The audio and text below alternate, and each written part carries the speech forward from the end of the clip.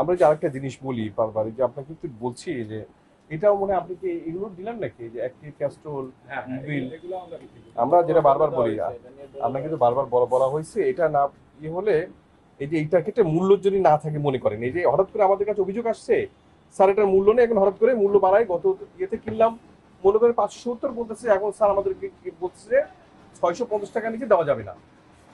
তাহলে 650 কি করে হইলো? এটা তো মূল্য থাকে, লেখা থাকলে ভোক্তা বুঝতে পারে যে এই দামে সেটা যাবে। আগে যদি কেনা থাকে তাহলে কেনা যাবে, এটা দিয়ে দিবেন। সেটা তো হ্যাঁ, এখন তো মূল্য লেখা নেই, তাহলে ভোক্তা কিভাবে বুঝবে? সবটাই মূল্য না থাকে, কিছু কিছু মূল্য থাকবে। তখন হয় কি?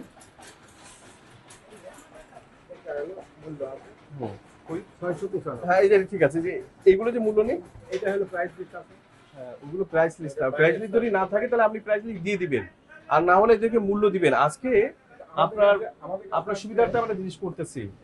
হ্যাঁ, এই এই যে কোম্পানি এইগুলো মূল্য নেই, এইগুলো দেখেন মূল্য লেখা নেই, এটা প্রত্যেকটা প্রাইস লিস্ট আছে আমাদের। দেখেন এই যে এটা প্রাইস লিস্ট, প্রাইস লিস্ট আর ভোক্তা দেখতেছে না।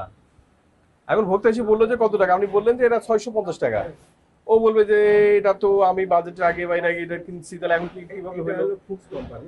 মুরুব্বী তাই নিয়ে এত সর্বোচ্চ খুচরা বিক্রয় মূল্য, এই ঠিক যেভাবে লিখছে না, প্রত্যেকটা মোবিলের গায়ে সর্বোচ্চ খুচরা বিক্রয় মূল্য এরকম থাকতে হবে। যদি না থাকে ভোক্তা অধিকার আইনে বলা আছে 37 ধারায় তাকে 50 টাকা অর্থদণ্ড হবে। সুতরাং আপনি এই যে জায়গাগুলোতে যারা ডিলার আছে তাদেরকে অবশ্যই অ্যাড্রেস করবেন, যেমন এইগুলোর গায়ে কোনো কিছু এরকম লেখা নেই। অর্থাৎ ভোক্তা বুঝবে যে যে দামই হোক না কেন সে এই দামের ভিতরে সে পাবে, সর্বোচ্চ খুচরা বিক্রয় মূল্য এইটা। এর আগে তো কোনগুলোই তো আপনি লিস্ট দেয়া থাকে। হ্যাঁ, এই যে আমরা তো জরিমানা করার পরে এগুলো শুরু করছে, মোবিল কোম্পানি শুরু করতে কিছুদিন আগে থেকে। কিছুদিন আগে হয়তো তাও আমি মানে সিরাজগঞ্জ থেকে, হ্যাঁ আমরা ওদের যমুনাতে ফোন করেছি, বলেছি, তারা সময় নিয়ে এগুলো করেছে। যেমন এইগুলো, এই যে এখন যে জরিমানা হবে দেখবেন যে এগুলো শুরু করবে, আদারওয়াইজ তাহলে তো হচ্ছে না। শুরু করতে হবে তো। আপনি ওই যে কোম্পানিকে বলবেন, এই যে কোম্পানিকে জরিমানা রিসিট দিয়ে বলবেন এই যে এটার জন্য জরিমানা হচ্ছে। এরা যেমন এই যে আপনি দেখেন 37 নম্বর আইনটাই আছে এটার জন্য, বলবেন যে এই আইনে যে তুমি এই যে এটা দিচ্ছ না, এই যে আইনে আমাকে জরিমানা করছে, দেখাবেন।